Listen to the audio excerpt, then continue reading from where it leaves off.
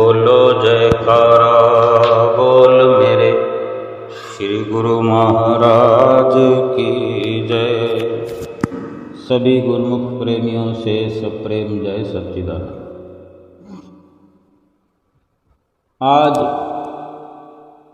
इंसान का दुख कितना बड़ा हुआ है, बढ़ता ही जा रहा है,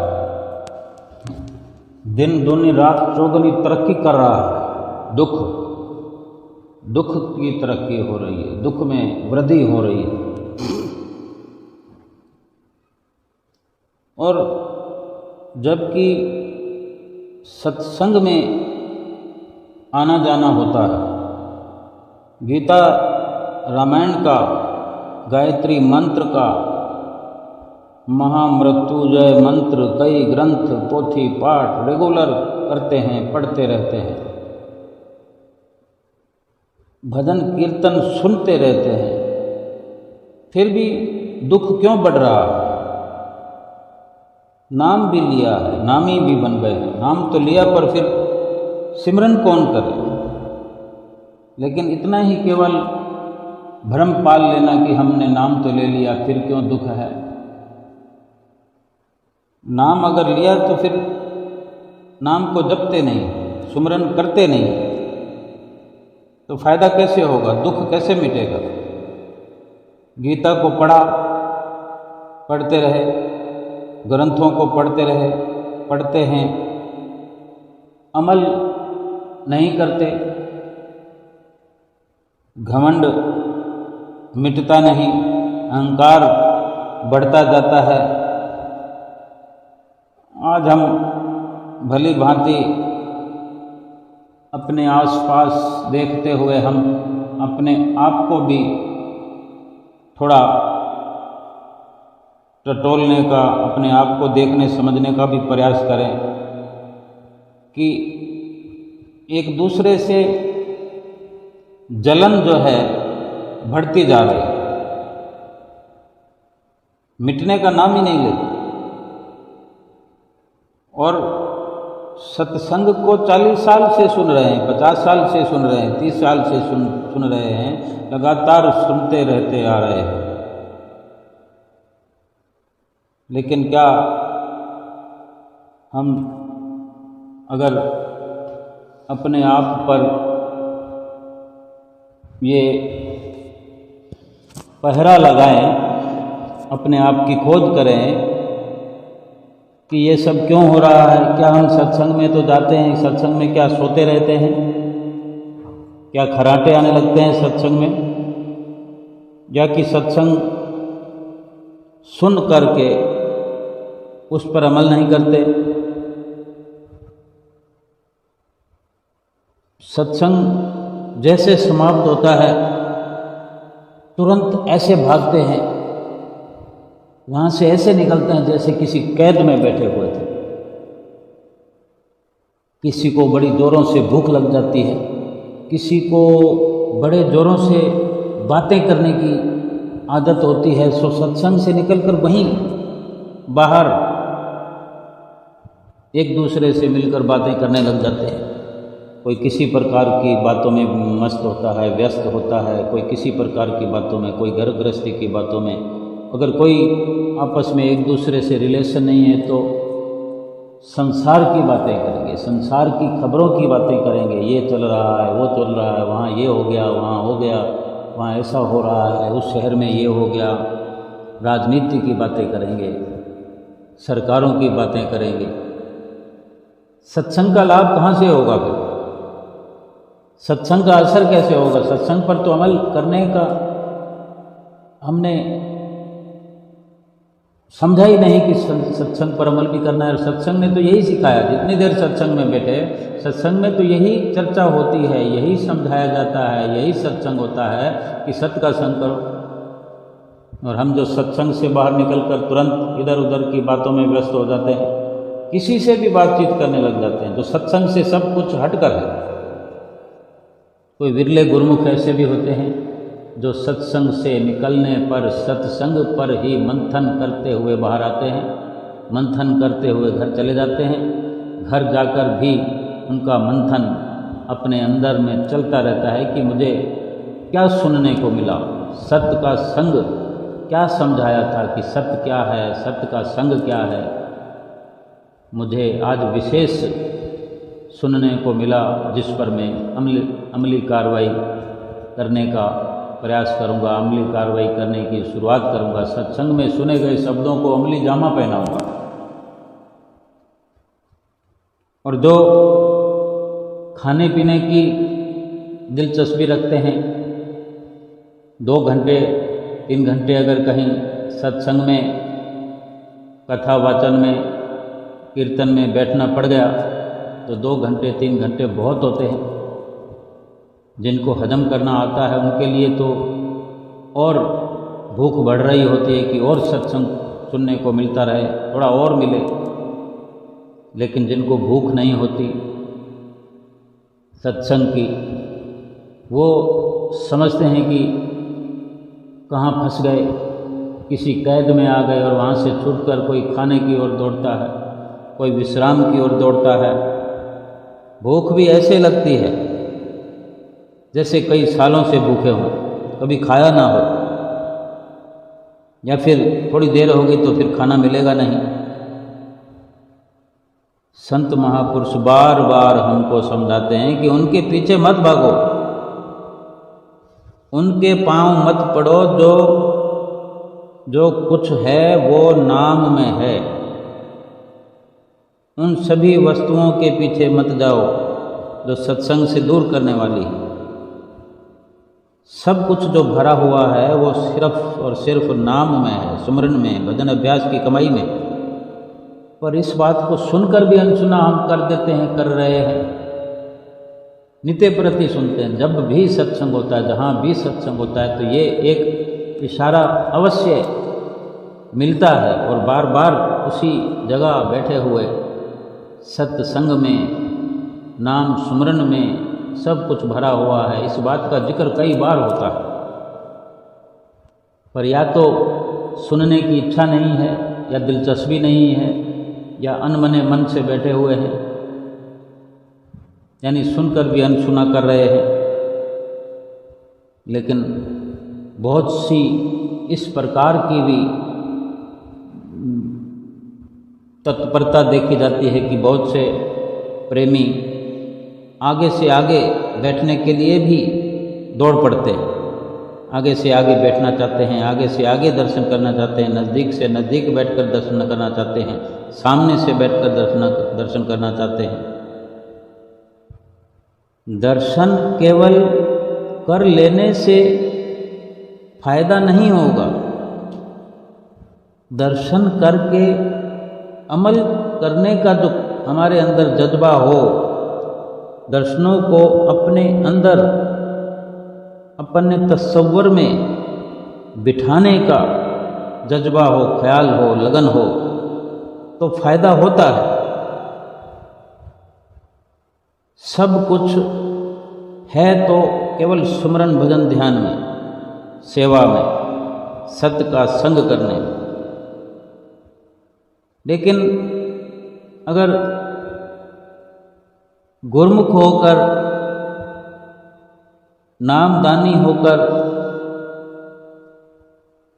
सत्संग में या सत्संग के बाहर या सत्संग से पहले इस तरह की कलह कल्पनाओं में, इस तरह की वार्ता में चलते चलते सत्संग में बैठेंगे, इधर उधर की निंदा चुगली, बहू बेटियों की गिला, आस पड़ोस की निंदा, सास बहू की निंदा चुगली, ये सब करते हुए अगर सत्संग में जाएंगे तो सत्संग में लाभ कैसे मिलेगा?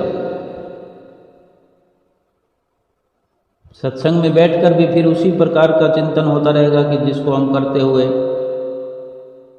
जिन बातों को करते हुए सत्संग में पहुंचते हैं, सत्संग में वही हमारे दिलो दिमाग में अधिक घूमता रहता है। सत्संग के बाद भी अगर यही सब करते हुए निकलेंगे तो वही उसी में सुरती फंसी रहेगी। सत्संग का लाभ कब उठाएंगे? अगर सत्संग में जाने का ख्याल हुआ, इरादा हुआ, सत्संग पहुँचे भी सही, सत्संग पहुँचना है तो पहले से अपने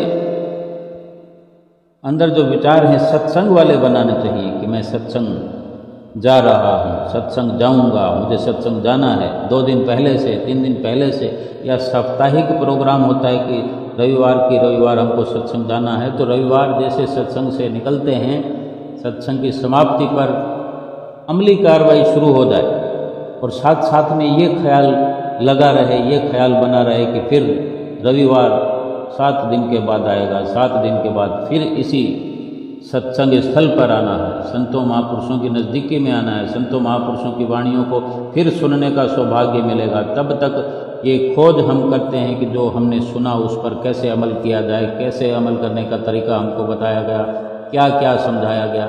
सब कार्यवाही सांसारिक तौर पर करते हुए सत्संग पर भी अमल करने का प्रयास शुरू करने पर लाभ होता है। सिमरन भजन हम करेंगे नहीं।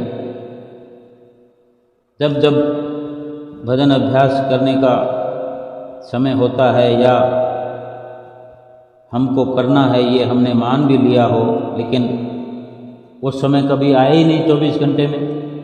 हम यूं सोचते रहेंगे कि अभी नहीं, थोड़ी देर बाद कर लेंगे, 1 घंटे बाद कर लेंगे, ये काम ख़त्म करके फिर कर लेंगे। इस प्रकार सुबह से दोपहर हो जाएगी, दोपहर से फिर शाम हो जाएगी, शाम से फिर रात हो जाएगी, फिर रात को सो जाएंगे, फिर सुबह हो जाएगी। यानी कहते रहेंगे, कोई निश्चिंतता नहीं होगी भजन अभ्यास के बारे में, शुरुआत नहीं होगी, अपने आप पे संयम नहीं होगा तो फिर कैसे कर पाएंगे। समय तो खूब मिला हुआ है हमें, हर किसी को मिला हुआ है, हर अमीर गरीब छोटा बड़ा, कोई ऊंच नीच कहीं भी सिमरन भजन अभ्यास के लिए कुछ भी अंतर नहीं है। सब के सब आत्माएं एक समान हैं, एक ही प्रकार से सबको ये करना ही है। लेकिन जब सिमरन भजन अभ्यास के लिए मूड ही नहीं बनता, ख्याल पुख्ता नहीं होता कि मैं अभी बैठ जाऊं, मन को अभ्यास में लगाते ही नहीं, लगाते हैं तो फिर कहते हैं मन नहीं लगता, थोड़ी देर में छोड़ दिया। अगर मोबाइल में या टीवी में या थिएटर में 3-3 घंटे की फिल्म को देखने के लिए एकटक बैठे रहते हैं।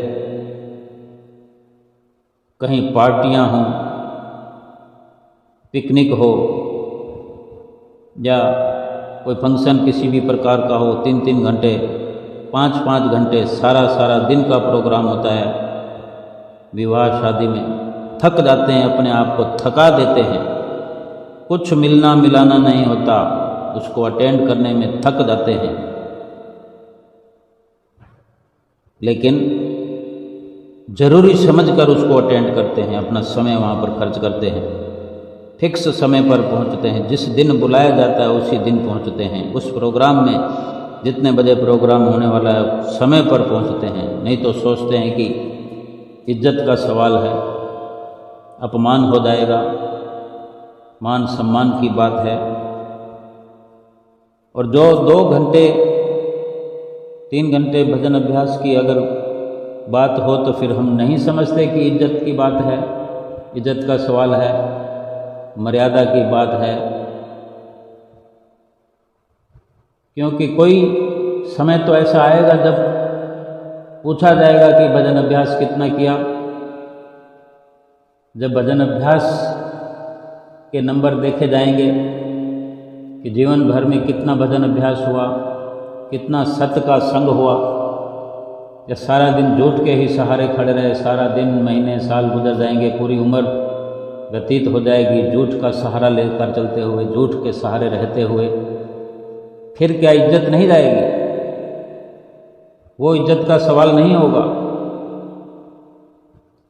और जहाँ पर इतनी बड़ी बाजी हम हार कर जाएंगे, सत्य को छोड़कर झूठ के सहारे चलते हुए, झूठे कर्म करते हुए, पाप कर्म करते हुए, सब छोड़ जाने वाले सामानों के पीछे अपने श्वासों को लुटाकर, अपने जीवन को लुटाकर, बाजी को हार कर अगर हम चले जाएंगे, फिर कौन इज्जत करेगा दरगाह में?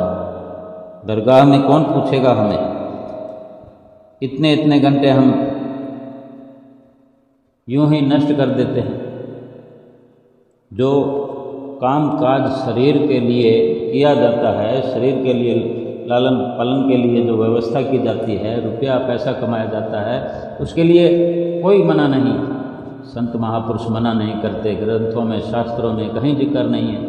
लेकिन क्या 24 घंटे शरीर के लिए ही लगे रहे, आत्मा के लिए विचार ही नहीं करना? बड़े बड़े महल बनाता है इंसान, व्यस्त रहता है, उसको बनाने में जीवन भर की कमाई पूंजी लगा देता है। बनने के बाद बहुत सारा रुपया जो है देना बाकी होता है, यानी ज़रूरत से ज़्यादा लगा दिया, एडवांस में लगा दिया, फिर कमाई करके चुकत करना होता है। उसी चुनौती को लिए हुए पहले एकत्र करते रहे और फिर जब महल को बनाया, बिल्डिंग को बनाया, बड़ा बजट कर लेने के कारण उधार ले लिया गया, फिर उस उधार को चुकता करने में कई समय लग जाते हैं। लेकिन ये जो शरीर रूपी बिल्डिंग है, इसमें भी इस शरीर का असली मालिक रहता है। उस मालिक के लिए विचार हम नहीं करते,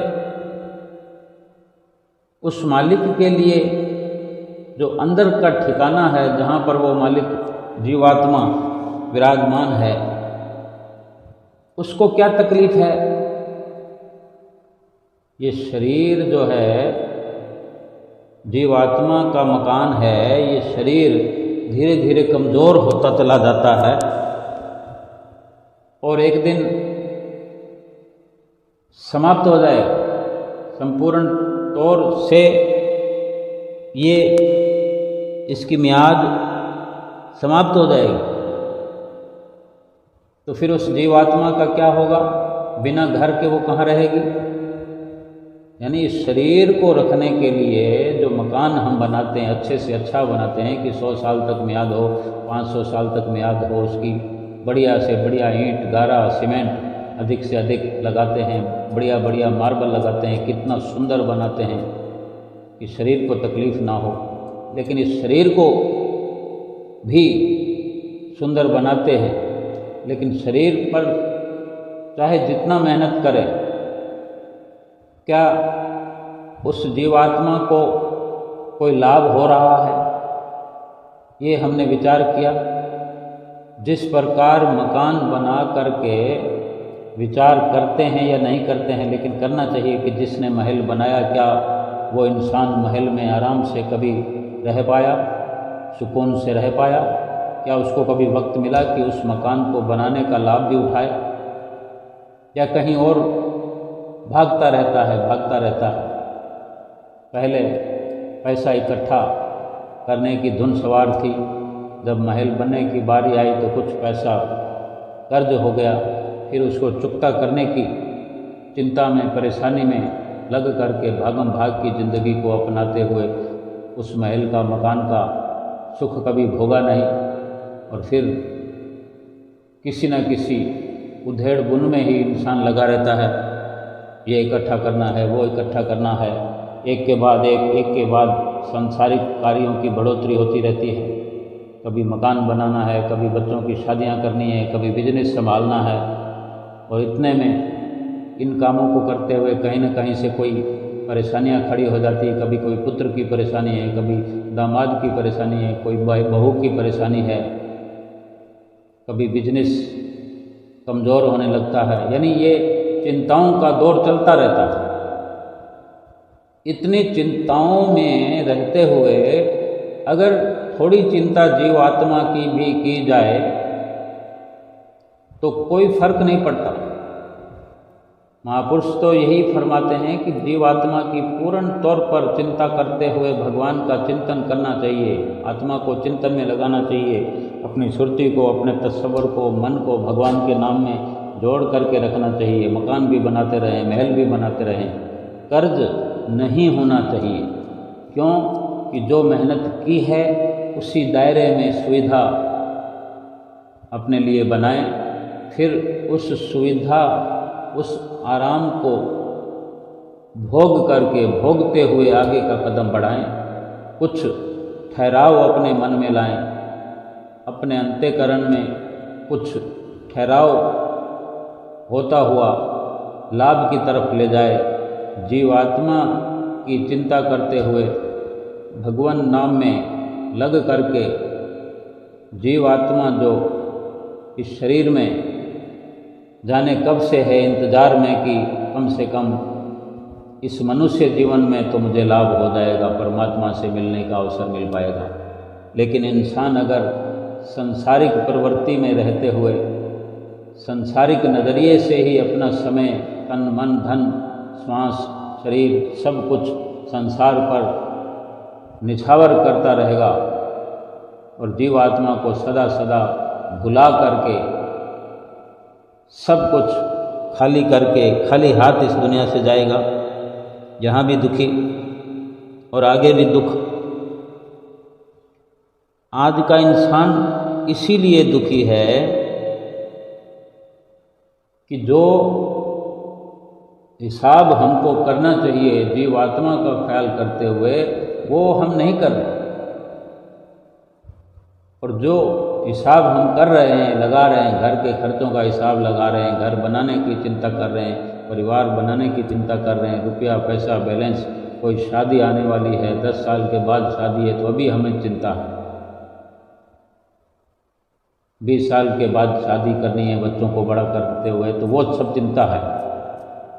सारी चिंता जो है वो झूठे पदार्थों की, मायावी रिश्तों की, झूठे संसार के अंदर लग करके हम झूठ के साथ लगे रहते हैं, झूठ का ही सहारा बनाए रहते हैं और झूठे सहारों के पीछे ही भागते फिरते हैं।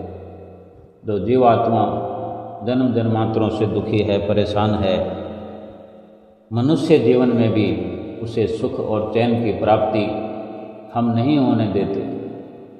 हम चाह कर भी वो कार्य करते नहीं, कर सकते हैं लेकिन करते नहीं। बार बार गफलत करते हुए एक एक दिन करके सब जीवन को नष्ट कर देते हैं, सारा जीवन व्यतीत कर देते हैं, कुर्बान कर देते हैं झूठे संसार पर। और फिर नतीजा क्या होता है?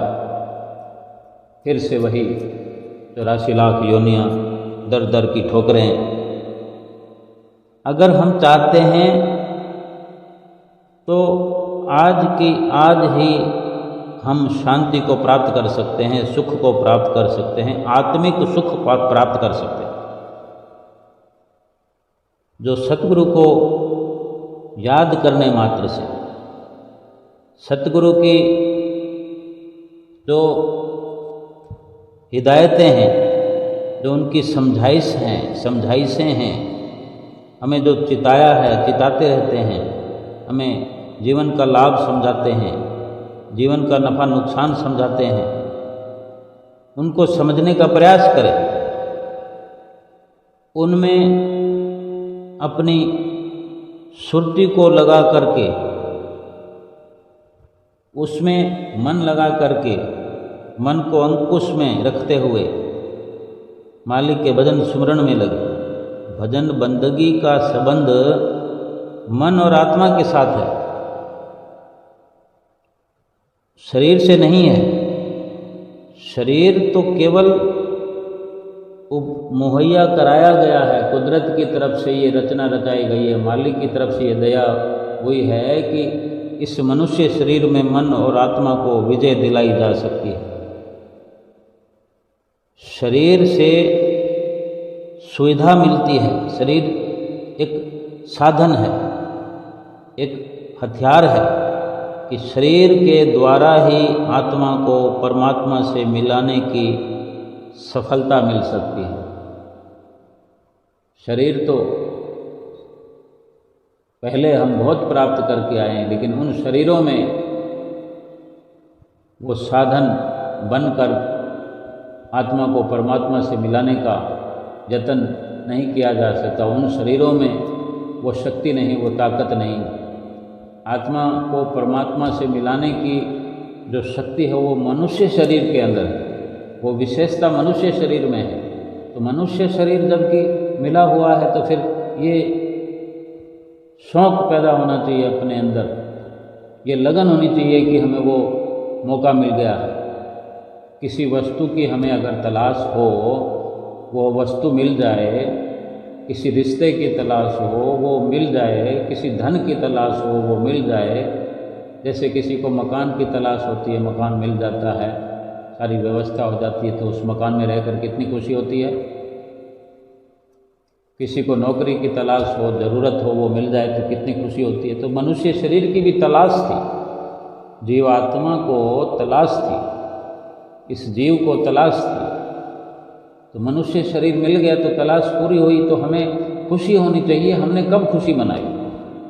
हमने कब इस बात की खुशी मनाई?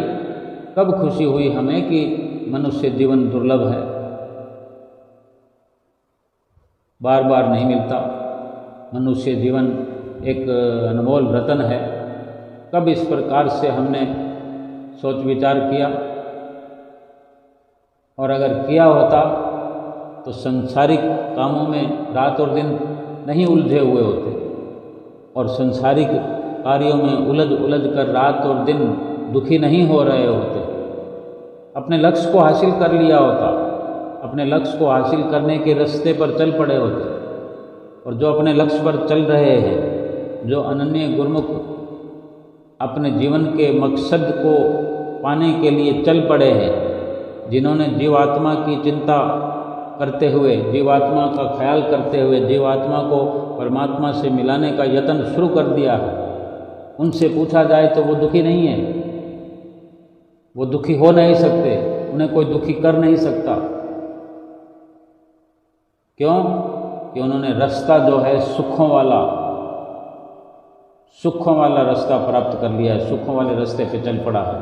और सुख देने वाले स्वयं भगत के संत महापुरुष सतगुरुदेव भगवान, जिनसे उनको नाम की बख्शिश भी मिली हुई है, उनकी चरण शरण मिली हुई है, और नित्य प्रति हर प्रकार से उसको सुखी होने के लिए रास्ता बताते रहते हैं संत सतगुरु। कितना आनंदमयी वो रास्ता है, आत्मिक सुख वाला। शरीर से केवल काम करते रहना है, लेकिन मन को केवल सत्संग में, भजन बंदगी में लगाने का ही प्रयास करना चाहिए। संसारिक कार्य को सफलता दिलाने के लिए, संसारिक कार्यों में सफल होने के लिए मन की ज़रूरत है, लेकिन दिल की गहराइयों से पूर्ण तौर पर मन को निछावर नहीं करना। उस काम की, शरीर के भरण पोषण की, संसार की सफलताओं की केवल इतनी ही ज़रूरत है कि शरीर का गुजर बसर अच्छे से हो जाए, शरीर का लालन पालन अच्छे से हो जाए। क्योंकि इस शरीर को तंदुरुस्त रख के, ठीक ठाक रख के, लक्ष्य शरीर का यही होना चाहिए कि भजन भक्ति इस शरीर के द्वारा करनी है। लक्ष्य को अगर भूल गए और केवल शरीर को सफल करते रहे, खिलाते पिलाते रहे, सुंदर बनाते रहे, तो कहाँ इसकी सुंदरता रहने वाली? ये खा खा कर कितना, कहाँ तक तंदुरुस्त रहने वाला है? हमारे ही सामने, हमारे साथ रहने वाले हमारे बड़े छोटे मित्र कुटुंबी खाते पीते हुए दुनिया से चले जा रहे हैं। हर दिन कोई ना कोई मिलने वाला जा रहा है, कोई मित्र जा रहा है, कोई कुटुंबी जा रहा है, कोई हमारा बुजुर्ग है, देखते ही देखते जा रहे हैं। क्या उन्होंने कभी खाया नहीं? क्या उन्होंने कभी सुंदरता हासिल नहीं की? क्या कोशिशें नहीं की उन्होंने? रात और दिन लगे रहे, क्या अपने शरीर को सुंदर रख पाए? धन कमाते कमाते कमाते क्या धन को साथ ले जा पाए? शरीर को खिलाते पिलाते क्या तंदुरुस्त रख पाए, मोटा ताज़ा तगड़ा रख पाए? शरीर तो जिंदा ही जीवात्मा के कारण है। शरीर के अंदर तो जो शरीर का मालिक है वो जीवात्मा है, उसकी वजह से ही शरीर का वजूद है। जब जीवात्मा नहीं रहती शरीर के अंदर, शरीर तो एक सेकंड भी खड़ा नहीं हो सकता, बैठ नहीं सकता, देख नहीं सकता, बोल नहीं सकता। फिर क्यों उस शरीर के पीछे पड़े हुए हैं जिसका कुछ अस्तित्व ही नहीं है, जिसकी कोई वास्तविकता ही नहीं है। वास्तव में जो अस्तित्व है, जो वास्तविकता है, वो जीवात्मा की है। जीवात्मा के बारे में क्यों नहीं ख्याल करते, क्यों नहीं सोचते कि जीवात्मा किधर है, कैसे मिलन होगा, कैसे वहाँ तक पहुँच होगी। और जिनको संतों महापुरुषों की चरण शरण मिल गई है, उनके लिए कितना ये लाभ का कार्य है। सतगुरु की कृपा हो गई, जिन पर नाम प्राप्त हुआ, जिनसे नाम को जपने के लिए, नाम की कमाई करने के लिए कितने सुंदर सुंदर अनुभव भरे तरीके समझ लिए, फिर कहाँ मुश्किल है। फिर केवल अपने आप को लगाना है, अपने शरीर के द्वारा जिस प्रकार संसार की सफलता के लिए रात और दिन हम दौड़ते फिरते हैं, सफलता मिले या ना मिले, लेकिन सब कुछ खर्च तो हो ही जाता है। श्वास भी खर्च हो जाते हैं, शरीर भी खर्च हो जाता है, शरीर थक जाता है, थकते थकते एक दिन समाप्त भी हो जाता है। काम नहीं भी लेंगे तो भी शरीर समाप्त हो ही जाएगा। लेकिन विचार तो ये करना है कि जो चीज़ खत्म हो जाने वाली है, चली जाने वाली है, उससे तो भरपूर लाभ ले लेना चाहिए। वो मिली भी वस्तु इसलिए, ये शरीर मिला ही इसलिए कि इससे लाभ ले लेना चाहिए। ये मांग हमने की भी इसीलिए थी कि मनुष्य शरीर मिले ताकि हम अपने जीवात्मा को हमेशा हमेशा के लिए सुखी करें। क्यों फिर उसको भूल करके, भूल में रह करके, लापरवाही में रहकर, आलस्य प्रमाद में रह करके केवल उसी कार्य को भुला दिया जो जरूरी था, बाकी सब में तो लगे हुए। श्वास तो खर्च हो रहे हैं, चाहे माया में खर्च करेंगे, संसार में खर्च करेंगे, या फिर भक्ति में या जीवात्मा के लिए खर्च करेंगे, तो खर्च तो हो रहे हैं। तो क्यों ना फिर रहने वाली वस्तु से प्यार किया जाए, जो भगवान का नाम है, रहने वाला है। जीवात्मा जो है रहने वाली है। नाम की कमाई, भजन की कमाई, भजन अभ्यास करते हुए जो भजन करने से भक्ति प्राप्त होती है, सतगुरु का प्यार मिलता है, भगवान की प्रसन्नता मिलती है, इन्हीं चीज़ों से प्यार क्यों नहीं करना चाहिए? इन्हीं के लिए क्यों श्वास खर्च न किए जाएं? अच्छी प्रकार से सोच समझ करके उन्हीं कार्यों में चित्त लगाना चाहिए जो जीवात्मा के काम आए, जो इस लोक में जाते हुए परलोक में काम आए, साथ दे, हमारे साथ जाए। जो हमारे साथ जाए वही वस्तु एकत्र करना चाहिए, उसी वस्तु के लिए रात और दिन चिंतन करना चाहिए। संसार के काम के लिए रात और दिन लगे रहने पर भी थोड़ा समय हम जीवात्मा के लिए नहीं निकालते, भजन बंदगी के लिए नहीं निकालते, इसीलिए दुखी बने हुए। संतों महापुरुषों के वचनों के अनुसार जितना समय हमें भजन बंदगी के लिए निर्धारित करते हैं, बताते हैं, हम गुरुमुखों को नित्य प्रति बताया जाता है कि 2 घंटे भजन अभ्यास तो अवश्य करना है और 5 नियमों की पालना। ये कोई बहुत अधिक समय नहीं है। हम अपने मन के कहने पर लग के जाने सारे के सारे 24 घंटे हम लुटा देते हैं, लेकिन जीवात्मा के लिए क्यों नहीं विचारते, क्यों नहीं सोचते? जीवात्मा के लिए अगर नहीं सोचा, नहीं सोचेंगे, विचार नहीं करेंगे तो फिर नरकगामी बनना पड़ेगा, नरकों का अधिकारी बनना पड़ेगा, नरकों में जाना पड़ेगा। बार बार शरीर मिलते रहेंगे, लेकिन क्या ऐसा मनुष्य जीवन बार बार मिलेगा? एक ही बार मिला, तभी इतनी चिंता करने की जरूरत है इस बात की कि जीवात्मा का काम अभी अधूरा है। तभी तो संत महापुरुष बार बार इसी बात पर जोर देते हैं, हमें समझाते हैं। क्यों नहीं हमको समझ आती? इस बात का मंथन अपने अंदर हमको करना चाहिए। कि जीवात्मा अजर अमर होते हुए भी इतनी कमज़ोर, दुर्बल, असहाय होती चली जा रही है, जो स्वयं अपने आप में शक्ति, भरपूर शक्ति लिए हुए है जीवात्मा, लेकिन उसकी शक्ति को ढक दिया है इस जीव ने, इस शरीर के द्वारा मलिन कर्म करके, पाप कर्म करके मिट्टी डाल रखी है, उसको दबा रखा है, उसको कमज़ोर कर दिया, उसको खुराक नहीं मिल रही। मन और माया के धोखे में आकर ये जीवात्मा से दूर होता चला जा रहा है, उसका ख्याल ही नहीं आता, उसको फंस गया है जैसे माया की कैद में, छटपटाता रहता है। लेकिन थोड़ा प्रयास करते हुए संतों महापुरुषों की रहनुमाई में चल करके, सतगुरु की ही कृपा से, आशीर्वाद से सफलता प्राप्त की जा सकती है। कम से कम अपना इरादा पक्का करें, संकल्प अपना दोहराए,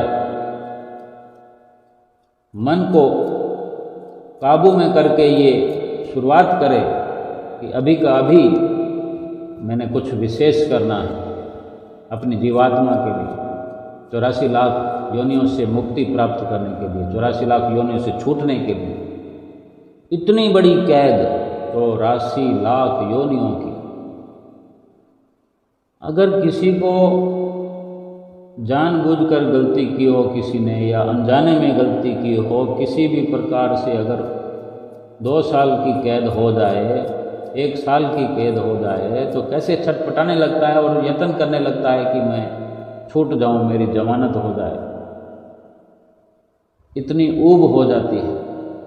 तो कैसे 84 लाख योनियों की कैद में ये जीवात्मा रही है, और फिर से उसी 84 लाख योनियों में जीवात्मा को हम धकेल रहे हैं, हम अपने ही पांव पर कुल्हाड़ा मार रहे हैं।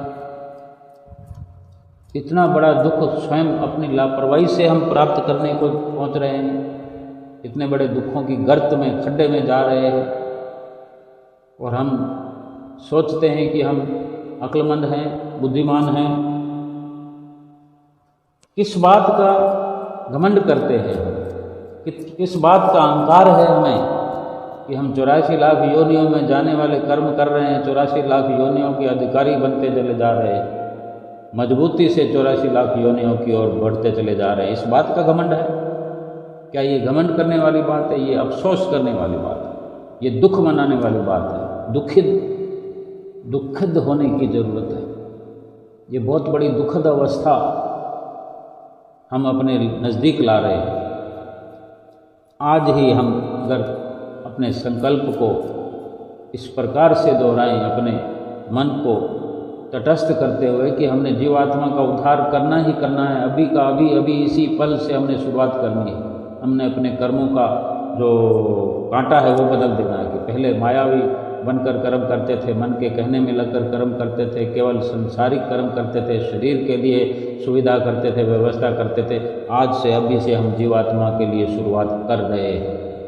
ये संकल्प दोहराने की जरूरत है, मन में ये संकल्प पक्का करने की, दृढ़ करने की ज़रूरत है कि अभी का अभी से हम शुरू करेंगे, इस पल में शुरुआत कर दें। क्या पता अगला पल ना मिले, इस पल में अगर शुरुआत हो गई दृढ़ निश्चय के साथ, श्रद्धा के साथ, अगर दूसरा पल जीवन में न भी आया तो अगले जन्म में यहीं से फिर शुरुआत करने का अवसर मिलेगा।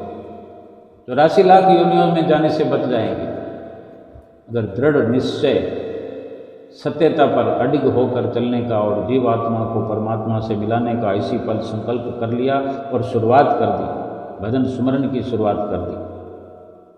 शुरुआत ही करनी है, सोचना नहीं है कि मैं कर लूँगा, कल कर लूँगा, परसों कर लूँगा, 1 तारीख से कर लूँगा।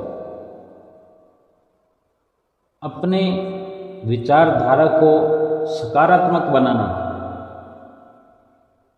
हम माया के प्रति सजग हैं, माया के प्रति समर्पित हैं, उसको प्राप्त करने के लिए जगे हुए हैं रात और दिन। अगर आधी रात कोई हमारे पास किसी का फ़ोन आ जाए, ग्राहक का फ़ोन आ जाए, हमारी परचून की दुकान है, आधी रात को फ़ोन आ जाए तो हम हिसाब किताब लगा देते हैं कि कितने वाला ग्राहक है। अगर हमको नींद में से उठा रहा है तो कितनी कमाई करवाएगा, कितनी खरीदी करेगा हमसे, कितना सामान खरीदने वाला है, कितना प्रॉफिट होगा। हम उठ करके दुकान खोल करके सामान दे देते हैं। भजन भक्ति के लिए जहाँ से भक्ति का धन मिलता है, लाभ ही लाभ मिलता है, सोचने की भी जरूरत नहीं है, दुकान खोलने की भी जरूरत नहीं। वो दुकान खुली खुलाई है। हमने उस दुकान को, जो भजन भक्ति की दुकान है हमारे अंदर में, जीवात्मा जहाँ पर भक्ति का स्रोत है, वो अदर अमर आत्मा है, उसको हमने ढक दिया है। उस दुकान को ऐसा ताला लगा दिया है कि खुलने ही ना पाए। हम खोलना ही नहीं चाहते, भजन सिमरन करना ही नहीं चाहते। जो दूर दरगाह में पहुँच करके जिस लाभ की हमको ज़रूरत है, जिस रुपए पैसे की, भक्ति वाले रुपए पैसों की ज़रूरत है, उसको हम एकत्र करना ही नहीं चाहते। कैसे फिर लाभ होगा?